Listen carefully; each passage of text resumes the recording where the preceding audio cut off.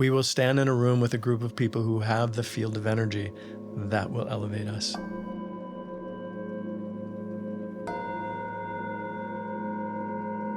Hello and welcome to the first ever Pyramid Podcast. I am your host, David Kahn, and this is where we cover everything spirituality, personal development, and sacred geometry, miracle of life. And I've got an incredible guest here. He's known as Kevin, also known as Joseph White Owl of the Cherokee Nation. And he joins us today because, well, he's just got a wealth of wisdom from his experience of life and also from being a longstanding practitioner at the Pyramids of Chi. Yeah. So, Kevin, I'd love to know how you came to find the Pyramids of Chi and how you came to be so involved integrally with things here.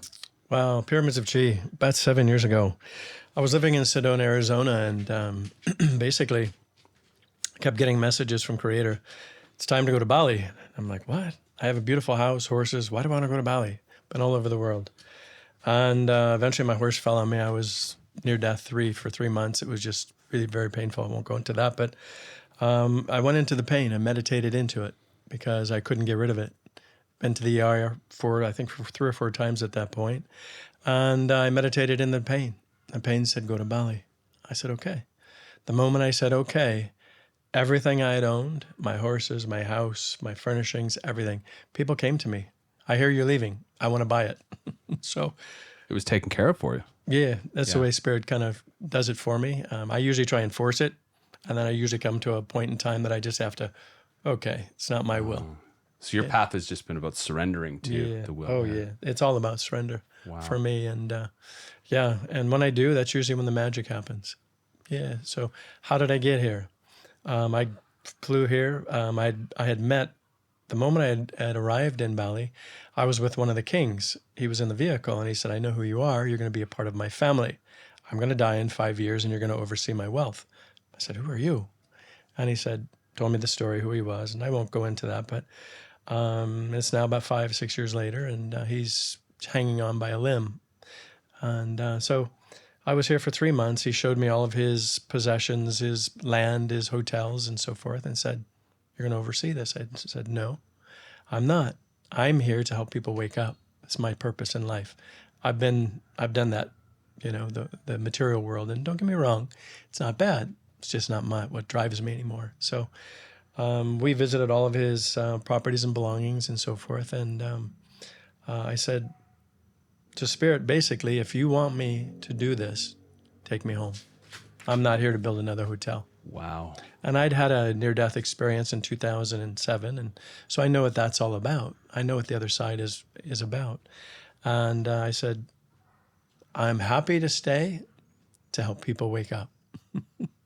So I ended up, after 3 months, I said to Spirit, I said, God, Creator, whatever your name you want to give it, I said, take me home.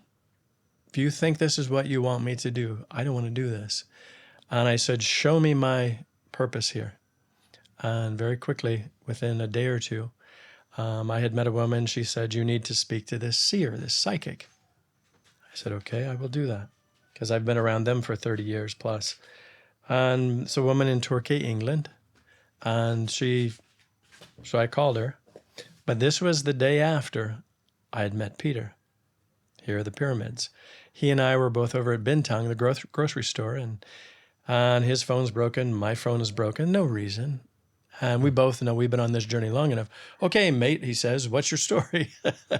So I told him my story. He says, oh my God, you got to come. I'm building pyramids. He says, you're supposed to be a part of this. I said, yeah, okay. So the next morning I got up.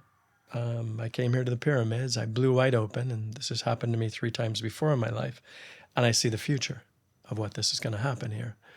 So I meet Peter, we're up here, we're talking at great length, and I knew at that moment that this was where I was supposed to be. And again, back to this seer, she said other things, and they all came true as well. But when I sat here with Peter, pyramids weren't even built yet. They were just the concrete forms and so forth. And so we had a long conversation. We knew from that moment on that my participation would be here. Yeah. That's incredible. Yeah. So it was just, you bumped into Peter at Bintang. There was a circumstance of broken phones. Yeah. You both kind of clued in that this is a sign. And the feelings and the internal signs were there to show you that this was a part of your path. Yeah, no question. Wow. No question. Yeah. So that's amazing. And what was your main role at the pyramids? Like what's here that at the been pyramids, over the last 7 years? wow, everything from training, teaching people sound healing, from hiring and firing and creating. And most decisions Peter made in the beginning, he deferred to me and asked, what do you think? And so we created a very strong relationship, from that deeply spiritual, esoteric sort of place as well, and also in the real world. Yeah. Yeah, so that's kind of how that. You kind of wore many hats, right? You're the practical hat, and then sometimes the hat of wisdom as well, Sure, right? yeah. In the beginning, from the operational standpoint, I helped co-create their website. I helped co-create their marketing and all sorts of things we did. The reservation system, we started that together. I co-created that with one of the other participants here, sound healers. So yeah, I've gone very deep into this business from from an experiential point of view. Yeah. I guess, did you have a background with marketing and all that kind of stuff? Oh God, yeah. I have a degree in international finance and marketing. I have a master's in transpersonal psychology. So, and I've owned 4, 5, 6 small businesses. Wow. From my therapy business to cigar shop and a lot of different things. So So you've also worn many hats over your lifetime as well, too, right? yeah. Got a few stories to tell there. lived many lifetimes in this lifetime. Yeah. What's really standing out for you now? Like, what's your main drive and motivation, having been on a path for a very long time and really integrated a lot of the teachings? For me, it's really all about being of service. Yeah. To help people. Like I said, I've had many, many experiences, from near death to Galactic Federation of Light, many different things that people are like, what? And if you would have told me 15 years ago, 20 years ago, this would have happened before I left the corporate world, I would have said, yeah, okay, it exists. But from that point until now, it happened experientially. Mm-hmm. So a lot of different things had happened. Mm-hmm. Yeah. Is your service still to awaken people, or has that shifted? It's all heart-based. Yeah. I'm not really here to wake anybody up. Yeah. All I'm here is to hold a space for individuals and groups. They do the work. Mm-hmm. Because I'm also of the mindset, based on what I've been shown and experiences, that there will be those who do not wake up, who do not understand what's happening, and that's okay. That's their soul's journey. So it's not for me, because that really then becomes more of an ego thing. Yeah. That I have to help them. I'm simply here, and I often refer to myself as a guide, a facilitator. If you're ready, I'll take you through whatever it is I know and understand. And my greatest blessing is that you will surpass what I believe and understand. And that's it. Mm-hmm. Touch the world as gently as possible, right? Yeah. Be as kind and gentle and touch it, and, leave your essence, Yeah. I guess we're long past the age of, building statues in a person's honor type of thing. And, like the... Some people, that's their destiny, and I bless them. But for me, my mark is just simply my essence, and... It's interesting you say that, because, I hang out here quite a bit. I've chatted with a lot of people who have come through the pyramids, and most people have a Kevin story. Oh yeah, no question. That's the first bonk over the head. Yeah. I think your reputation as somebody who can hold space for people and who can really be of service in those vulnerable emotional moments people have. Yeah. You've probably seen a plethora of post-sound healing experiences where people come out of there and they're blown open, whether it's tears, whether it's frustration, bodily sensations. What kind of things have you seen, and what have you had to hold space for with that? I've seen a lot. I know what the 5th, 6th, and 7th dimensions are. There are actually 11 that is referred to. So I'll just share just a couple of experiences that I've had with people in the pyramids. I've seen people's arms and legs raising and they're not doing it. Like you said, catharsis. I've seen people laughing so hard I thought they're going to wet the mattress. So, this doesn't always have to be painful. Mm-hmm. Okay. But what have I seen? I've seen, wow. What's really interesting is I open myself as a conduit. So I don't really see things. It's the participants that come out to me and share things that move me tremendously. Okay. Give you an example. I had a young woman who had come out, and I actually wasn't doing the sound healing. I was getting prepared for a cacao ceremony, which is what I did for many years here as well. And one of the practitioners came out who had done the sound healing. This woman was in a state that he freaked out. I'm getting ready for my cacao ceremony. He's running around the pyramid. Oh, wow. And I'm like, what's going on? He goes, I need your help. Well, then tell me what you need. So immediately he said, this woman's having a meltdown or something's happening. I don't know what to do. I said, okay. I said, just breathe. Let's go out, see what's going on. And the moment I saw her, I knew what was happening. Mm-hmm. Because the 5th, 6th, and 7th dimensions have a very specific pattern. Okay. And I looked at her and I smiled. And one of the most important things we can do is to make eye contact and give them this sense of gentleness that they're going to be okay. Once they know that or they feel it, they now will allow you into their world. Mm-hmm. And it was interesting because her partner was sitting next to her and he's like, oh my God, what the hell's happening? What'd you do to her? And I looked at him and I said, it's going to be okay. She's in the 5th dimension. This is where she is. She's now coming out of the 4th and she's in the 5th. I can feel this presence. And at first she's crying and it's the 4th is where basically we are dismantling what we learned, what we believed, right. what we felt up until that point. And what happens then is our heart blows wide open. We open. And that's when we really begin to enter into the fifth state of being. And I refer to that as the feeling state of God, of creation, because we can feel like we've never felt before. We can feel what people referred to as the matrix. We can see it, but not with our eyes. We can feel it with our hearts. So I'm looking at her and I'm guiding her through this. And I said, are you feeling this? And she's first terrified and she's shaking. And then all of a sudden she enters into the 5th. She starts getting this smile. And all of a sudden you can see her energy shift into love. And that's when I looked at her partner and I said, don't worry. Because most people are afraid that when people enter into these states, they aren't going to love you. They're going to be different. They're going to leave you. Right. And actually what happens is they open to a new state of love with you, usually. It's not about leaving. So I looked at her and we walked through the whole thing. It was about 45 minutes. And then all of a sudden, what usually happens, she just started laughing, like this drunken state that Rumi, sort of quoted.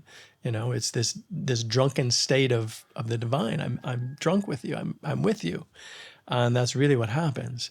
So, and then the thing that I shared with both of them and with her was to be really kind and gentle with her. First, her with herself, and for him to also hold that state of being with her. And that's what helps anchor it. So, yeah, that's one of the things that I've seen of many. Yeah. I'll share one other quick, this one will be a shorter one. I'm also Native American, as you mentioned, Cherokee. And to me, the white buffalo calf woman is really important. We've actually had a statue created here in the Pyramids of Chi, honoring her. She was the one who brought the 7 sacred rites and the sacred chanupa and the blanket to many of the nations of North America, the Lakota and so forth. And it was the divine feminine, okay? So very, very powerful. And I'm doing the sound healing. And like I said, when I do sound healings, I just channel. I'm an open channel. I just play whatever I feel that comes through. And this woman comes out and she says, Kevin, I don't understand this message. I need your help. And I think it's actually for you. It's not for me. I said, okay, what is it? Because this was a point in time in my humanness. There are moments that I get so tired of doing this. It's like, take me home. I'm exhausted. I don't want to do this anymore. Mm-hmm. Okay. So she says, this message is for you. I said, okay. And she looks at me and she said, this woman in a white buckskin dress, beautiful, long flowing black hair, and she looked like Native American. She's placing a white feather on everyone's heart in this pyramid who was at the sound healing. And I just started tearing up. I was like, oh my God. And she said, keep doing what you're doing. That's what she said. So, and this has happened to me on 2 or 3 different occasions when I really get to that point of kind of exhaustion. So yeah, all sorts of things happen. So yeah, really very beautiful and very profound. Yeah. Yeah. So.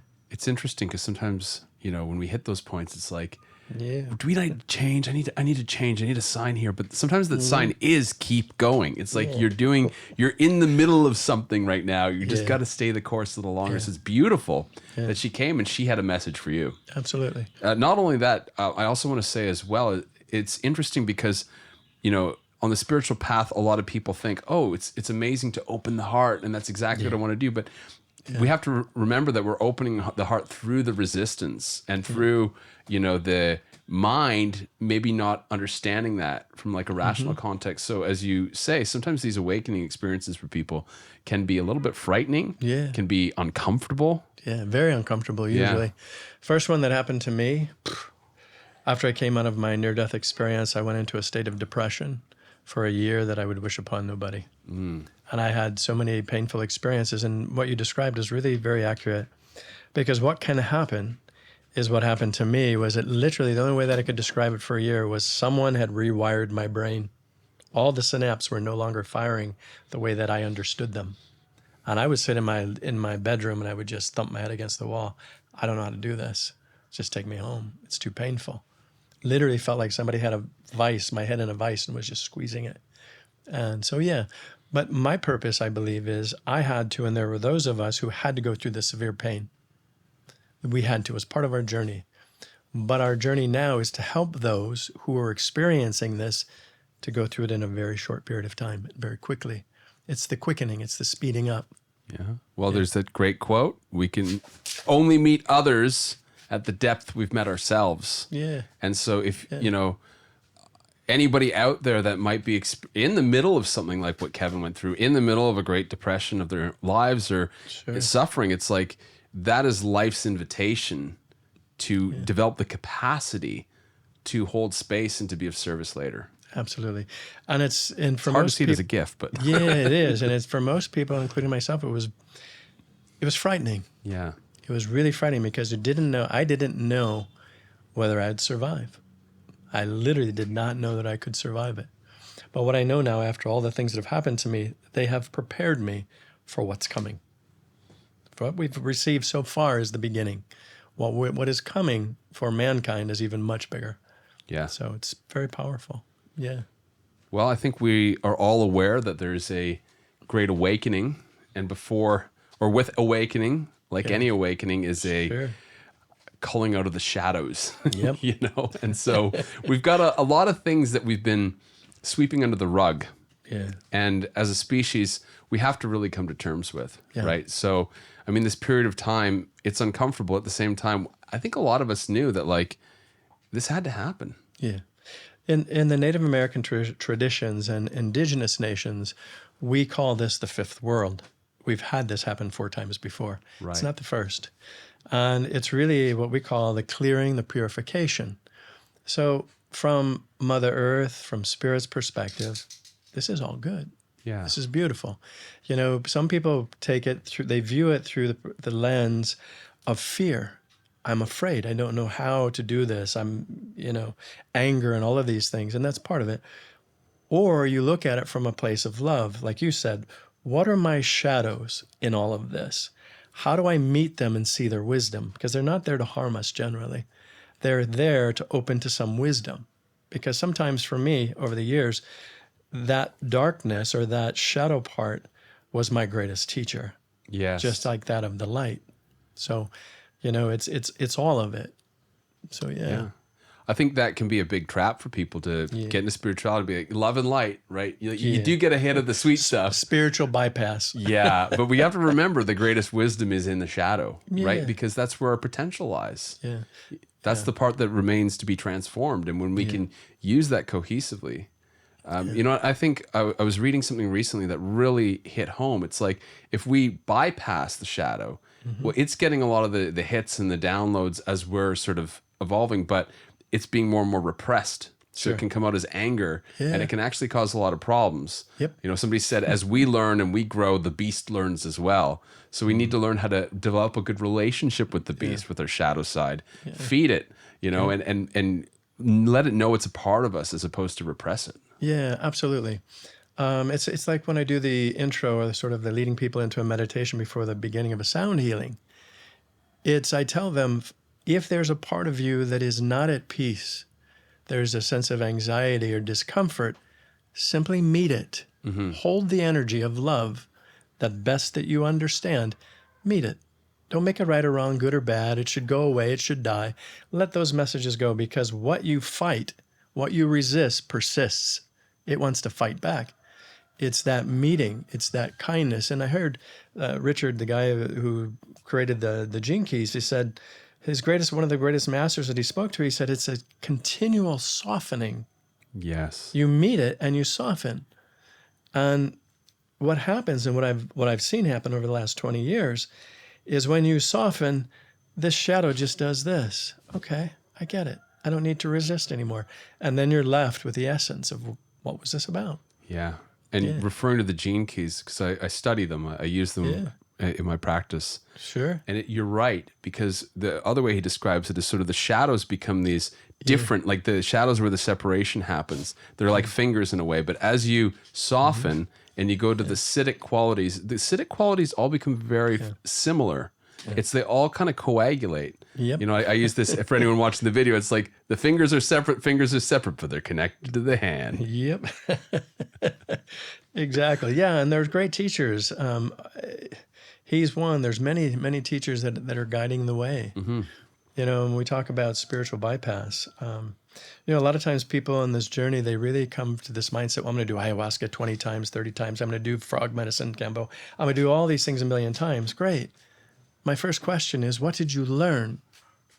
Otherwise, that's the ego.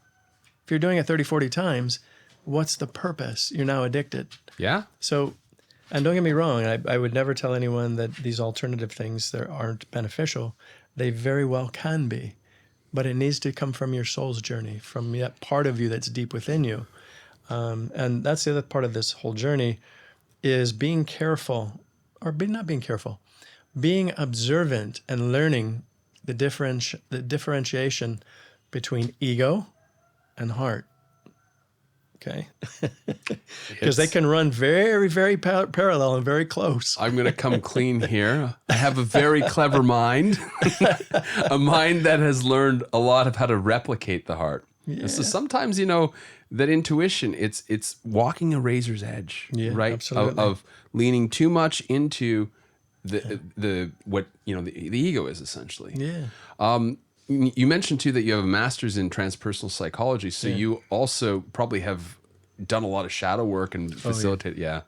And would you say that's a beneficial practice for people to engage in, especially if they are having, you know, maybe a lack of clarity, or maybe they did too much to the light and love and wondering how they can remediate the situation in their life? That's a really good question, David, because a lot of times people on this journey, like you said, it has to be spiritual.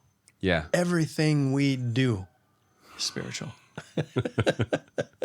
So for those people that are ignoring, and I see it all the time, and one of the gifts and one of the curses I have been given is I can sit with someone for 5 minutes and I can see their shit. Yeah. Very quickly. Now, oftentimes, almost always, most of those traumas, let's just say traumas, because ultimately when you get beyond all of this, you'll see none of this was trauma. It was literally a lesson, but that's all another conversation. That these traumas generally were created in this lifetime and potentially in past lifetimes. But I only like to really work with people in this lifetime, and I will open that other door if it's necessary. But most of us, we struggle with three things: self-worth. Am I good enough? Do I deserve it? And I've been abandoned. Okay. Mm-hmm. My mother, my father didn't show up. My caretaker didn't this. I've been told that I'm no good. Big boys don't cry. We've been given all kinds of messages that has programmed us to muffle that divine part of us. Again, this is part of the process. How do you know how good is unless you know what bad is? Because we live in a world of duality. So basically back to the question that the thing that I work with people most, I don't care how many things you've done. I don't care. Sit with me for 15 minutes and open your heart. Mm-hmm. And open it to the depth you've never opened it before, okay? That's where the magic begins. Because most of us, like you said, we know how to kind of navigate this stuff. Oh, this feels good. And yeah, I catharted. I saw colors. Great. But did you really sit still for a moment and do this? Open your heart. And that's the challenge. Yeah. And it's well put. It's beautifully said, Kevin, because this journey can seem so complicated. And, especially if we look to our peers or people who are maybe like, oh, I've got to go to Peru and I've got to go to this and drink all this plant medicine. And, I've got to do meditations like this every day. It's like, it can almost seem like a marathon to God. Yeah. But it doesn't have to be. It can be as simple as, do you have the courage to open your heart? Yeah. And, like we talked about, sometimes opening the heart and making these changes in life can be uncomfortable. So it is an act of courage. It's an act of love. And an act of love. Yeah. Because I believe and understand at this point, there are two forms of love. And the first one we really need to learn and understand and accept and integrate is self-love. To love ourselves beyond all of the things we think we did or didn't do. Then we enter into unconditional love. And unconditional love says, I'm full. I don't need you. I don't need this codependent behavior. I don't need someone to make me feel whole. I now enter into whatever I enter into from a place of wholeness. And that's love, unconditional love. And there's even something beyond unconditional love, and I won't go into that today because it takes us into a whole nother arena. Because love, we live in a world of duality. Love has to have hate. It's the only way the two of them exist. There is a place beyond both. But while we're here in our form of evolution, we're learning that. But we need this duality for us to see and make sense of this. And then we open as the lotus. Yeah. Wow. Yeah. It's great talking to you about these things, Kevin, because there's a real integration of this. I think when we're on a path sometimes, we can't see the forest for the trees. Absolutely. But, when you're through it, that, as the old expression says, hindsight is 20/20.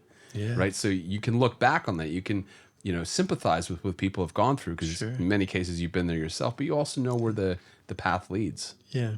And that's the beautiful part of it is many people are looking for the new next experience and they forget to integrate and review where they came from. This has happened to me on my journey with my spiritual teachers. There are many times that they had to stop me and say, well, wait a minute. Do you remember when you used to do this and you used to do this? You don't do that anymore. You understand things in a different way. So part of the journey is taking a breath, stopping and integrating and seeing where we've been so that we really build that level of self-love because we forget. And we're thinking, oh, I got to do the next thing. I'm not there yet. It's out here. It's like, well, wait a minute. What do they all teach today is a moment of now. Just stop for a moment and see what you've done, where you've been, and hold that for a moment. Yeah. Yeah. It's interesting because back to, everyone's asking for a sign. What do I do next? Sometimes the sign, like we talked about, keep going. Sometimes the sign is there's going to be a big opportunity that's showing up. And sometimes the sign is stop, rest, go within and integrate what you've just been through. Yeah. So it's learning to listen as well because it's not always fancy. It's not always going to be a big thing with, magical signs and coincidences and synchronicities, but sometimes it is. Absolutely. Right? And I mean, there's the day-to-day and then there's the profound sort of events that have happened in your life. Sure. Yeah. Sure. I think one thing, we were chatting about a little while ago is, and it kind of ties into the next stages of what you see the pyramids of Chi evolving into, or the pyramids basically in your future. But it'd be great if you could tell us and the listeners about the story of the three keys. Oh, three keys. Yeah. Yeah. David and I were sharing earlier before this podcast, sharing a few of my stories. And most people who know me say, yeah, well, Kevin, just keep it short. So three keys. I was living in Sedona. And at the time, I had a landscaping company. I also had my therapy business because I've always loved putting my hands in Mother Nature. It's always, ever since I was a child. So it's very nourishing. And I had a client call me and said he had an irrigation leak. He'd had many people out there trying to fix it. They couldn't figure it out. His whole yard's flooding and da-da-da-da-da. And I go in, and I'd been doing this for a long time, and I hated doing irrigation work. It's the dirtiest, sloppiest, least paying thing you could do. But I heard when he called me, go help him. I said, okay, I'll be there. So I showed up. About 4 hours later, I broke the yard up, found it. It was underneath concrete, and went above and beyond. I'm covered head to toe in mud, and it's 110 degrees in Sedona. It's hotter than Hades. And I fixed it, and he's just like, they're almost in tears, like, you're an angel. How did you? It's like, Spirit, I just did what I know how to do. And what happens is there's actually two women. There's a part of this I hadn't shared with you yet. There were two women and a man living in this house, Charles and a couple of other ladies, Jenny and Renee. And they sat me down and said, who are you? What is your story? And I said, because we've had all these people, nobody wanted to touch it. You came here in this beautiful attitude and you didn't, all this. I said, Spirit guided me. So we sat and talked, and Jenny, who has been sort of channeling and sort of communicating with the cities of light, which are believed to be cities around planet Earth that will be eventually seen. You have to be in particular dimensions to see these states of being. And she's been traveling back and forth for years, and she said, oh my God, we're supposed to give you these keys. Okay. And so I come back, she brings her superior, and they sit me down and they give me all of this information and so forth about the cities of light. And then I start telling them things. And they're like, who are you? I said, I don't know. I just know this stuff. They said, you know more than we do. I said, okay. She says, we're giving you the first keys. I said, okay, thank you. So that happened. And also back to the story with Peter, when we met, I'd met a woman that said that I needed to talk to a seer, a psychic. And she said in one of the readings, you will receive 3 keys. When you receive 3 keys, you will create what it is you've come to create. It's like, okay. So I got the first set of keys, and I'm just like in the back of my head, yeah, this is all kind of cool. This is fun, whatever. And then probably about 2.5 years ago, I meet a man and a woman who are in a relationship. They're from Kazakhstan. That was here in Bali? That was here in Bali, and here at the pyramids I met them. Oh, wow. Because I've met about a dozen people that I've had past lives with here in the pyramids, and that's a whole nother story.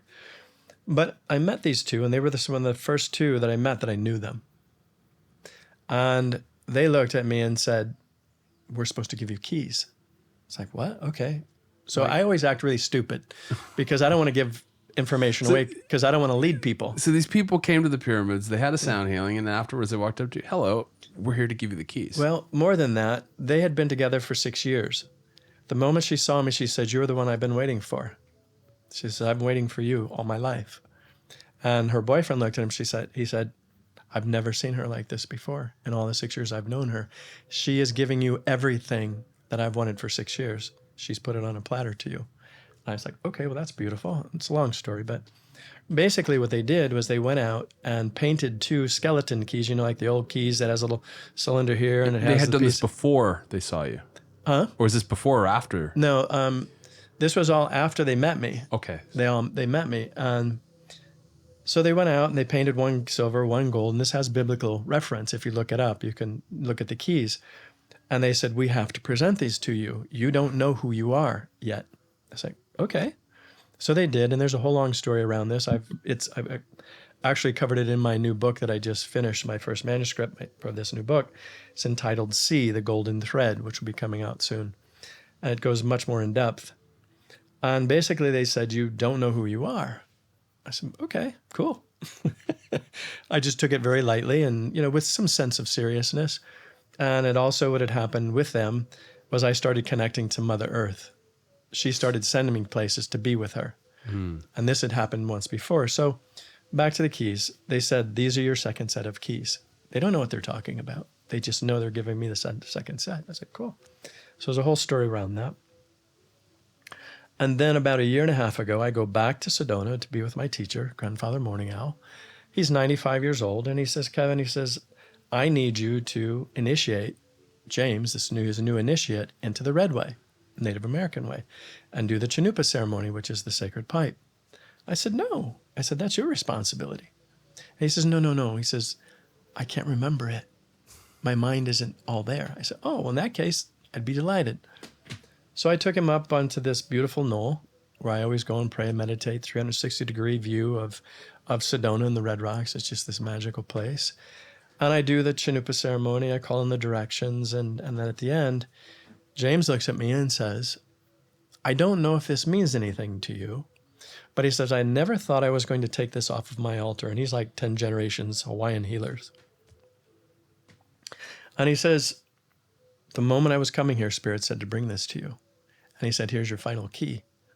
Your final key. My third key, my final and third key. He knew that you had already received. No, he didn't know. He's just saying this. He was saying this, or he's in just that moment. In that moment, he just said, I don't know what this means to me. He says, I understand that you understand. He said that this is your third key. And it was a piece of selenite, was literally in the shape of a key. Wow. So I now have 3 keys. What does that mean? I'm still waiting.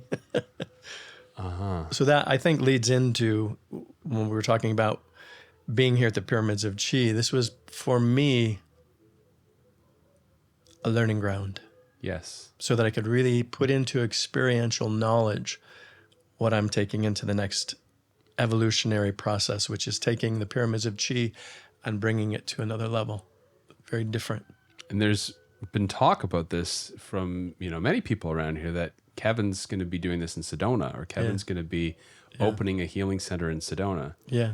And it's going to be obviously pyramids based. It's going to be pyramids built in Pyramids Sedona. And domes. Pyramids and domes as well. Yeah, and teepees, so that we will include the indigenous cultures as well. Oh, it's beautiful. It's all connected from the heavens to... Yeah. It's not like Starbucks where you put out the same carbon copy in all these different places. No. That was a joke, of course. But no, it's beautiful to see that, every place has its own variety where it honors the land in different ways, right? The other thing too is that, it's like we're always standing on the shoulders of giants in a way, right? It's sort of like we move it forward, we move the goalposts forward in a way, but it's that past experience that allows us to draw the inspiration, draw the experience into the next stage of evolution. Absolutely. When you've been on this journey long enough, you know when someone knows. Yeah. And you know when someone's just talk. Yes. That they read it somewhere, they had a course, or they, whatever. And don't get me wrong, they're not bad. They've risen to their level of understanding. But when you know what you know experientially, people will literally come to you not knowing why. This is what I teach people when I work with them. You will have people coming to you and they don't know why. I'm drawn to you. I know that you're supposed to tell me something. This happens to me all over the world, wherever I travel. Airports, people come up to me. I'm supposed to talk to you. Okay, what's your story? So, yeah. I guess that's what happens when you say, okay, Spirit, here I am to be of service. It's like, great, I've got a long list of humans that need to make some connections. Yeah. It is. And then it comes to a point we talked about before, that I'm not even looking anymore to help anybody. If and when someone comes into my field and needs what I believe that I have, then I present it and I hold the space. That's it. I'm no longer really looking, because that gets exhausting. Yeah. I am who I am. And one of the other things that I've been shown, what I believe is going to happen in the future, we will no longer need modalities. Therapy will no longer exist. We will stand in a room with a group of people who have the field of energy that will elevate us. It's in our DNA. It's programmed. Right. We can't mess this up. But for most of us, we can't go from where we are to that in one fell swoop. It's too much. We can't wrap our head around it. Yeah. We need to do all these other things, because that's the beauty, is we came here for a journey. Because it was interesting. When I wrote my first book, I quoted a woman named Courtney Walsh. It's in the book. It's called Trust, Patience, Surrender. And when she wrote this, I was in my near-death when that year, and I was in this extraordinarily painful place, and I couldn't figure anything out. And she said, "Dear humans, you have this all wrong. You think you came here to learn unconditional love. That's where you came from. That's where you're going back to. You came to learn hot love, sweaty love, redemptive love, painful love, all of these other kinds of things. and then you will beautifully return back to where it was you came from. You know, my mentor had a very humorous way of saying it. It was like, y'all started off as exalted beings, then you came and decided to play in the mud. You got covered in mud. Now you're shaking off the mud and remembering the fact that you're exalted beings to begin with. Exactly. You know, it's one of my other teachers, Myrtala. She's 95. Her husband was Itzhak Bentov. And in the 90s, he was actually describing, he was an engineer, very brilliant man, and he was also psychic. He was showing how scalar energy and all of this stuff works in the universe. They killed him. They took him out. She believes they blew up his plane. And I met with her, and I read one of his books, and it made perfect sense to me about the 11 dimensions. And I looked at all the different dimensions and how he drew them and what it really means to each of us as an individual. You know what the picture was in the 11th dimension? What's that? It was the person sitting in front of themselves. Wow. That's it. You We know, are an aspect of creation, creating. We are creation. it's interesting that, you know, he came to that through his own ability, because theoretical physicists like Michio Kaku have also studied, you know, and they've come up with these through a very left brain approach that there's 11 dimensions, Beautiful. you know, and it's like they both arrive at the same place. Yep. You know, it's interesting too, because I've been fascinated lately by the amount of science that has actually studied this, and you know, is really, it's quite articulate at this. You know, one example is in the 80s, they did the Gateway Project in the US, Yeah. right? And then they disclosed this. You can get it on the CIA website in 2003, but like they're literally talking about all the different states of consciousness, the different focus levels, what's possible with the mind, the cosmic egg that we're in. And it's this is like a government document. And so it's like, this stuff is out there. It's real. It's scientifically proven. It's like, and yet some people still don't believe it, or they call it woo-woo, or they refute it. That's the beauty of the soul, that animating part of us. I believe at this point in my journey that each of us, our soul, that animating part of us that is connected to source, has lessons to learn. Yeah. And some are not to be enlightened. Some are to be trillionaires. Some are to be just turds. Some are to be beautiful, you know, benevolent people, is what my belief is. I believe there is every walk of life on this planet right now.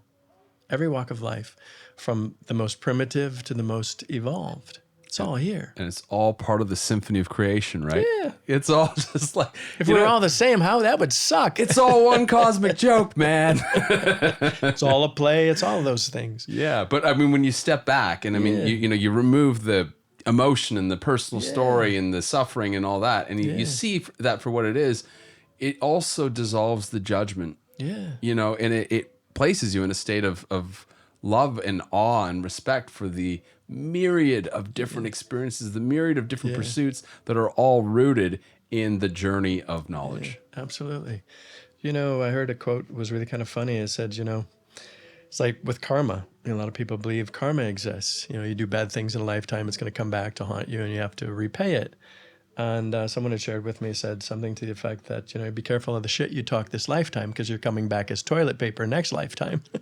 But, you know, all of this has a purpose. Yeah. All of it does. Enjoy the ride. Find the beauty wherever you can find the beauty and deepen it. Yeah.